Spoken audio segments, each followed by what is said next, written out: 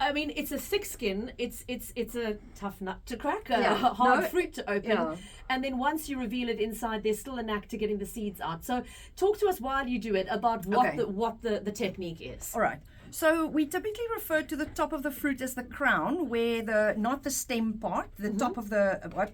That's where you're going to start. And the secret is to cut as little of the little arils on the inside, because if you cut them, they lose their juice. Okay. So the secret is to remove the top of the fruit first, and obviously you do sort of just need to get through that. Yeah, and I've got a cloth, I'll wipe up afterwards because the juice is starting to spatter all over. And then you basically remove this like a lid. So if I can describe to listeners what you've just done, you've taken that little paring knife right around the top of that crown, not halfway through. It's not cutting a gem squash in half. Just, it's no, right no, at the top. And you you've just eased score it the around. skin. And then you've just taken your thumb and peeled away that top. Yeah. To lift it like the lid of a pot. And it looks like a little poiky pot. Yes, with exactly, stew inside it, and exactly. you've now taken the lid off. Okay. Okay. That's That's step only one. part of the challenge. Yes. Yeah. A pomegranate has segments similar to a citrus fruit. So then you score, and take note, you score the rind. You don't cut right through it. Okay. So follow the lines of those segments, and it varies depending on the size of the fruit. It can be 4 segments, it can be 6 segments, and you literally just keep scoring all along, all the way down to the stems part at the bottom. And then you're going to do exactly the same. You literally just pull it apart. It's got these white membranes in between. And very gently, you can then pop the seeds out with your fingertips. Some people turn them around and tap them. Some of the seeds will fall out. You will also see on the internet that some people advise to put it in water. I don't like to do that unless you are going to use those arils immediately. Okay. Because they don't want to sit in liquid. Okay. They want to be dry.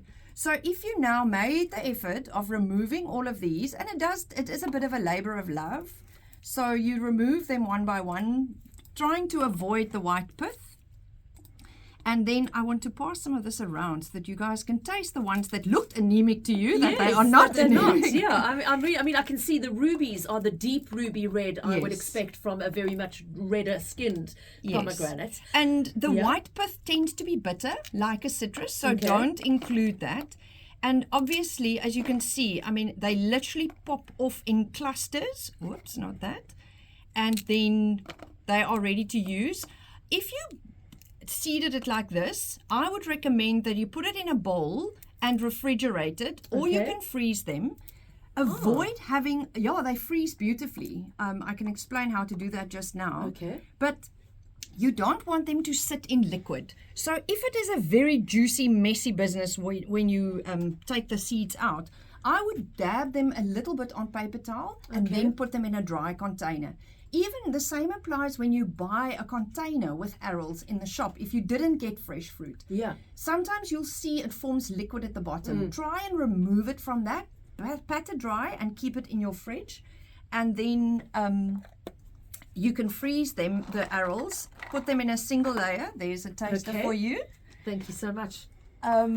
You can put them in a single layer on a baking tray, leave them to freeze until they, sort of rock hard, and then put them into a smaller freezer bag or a container and use them from there.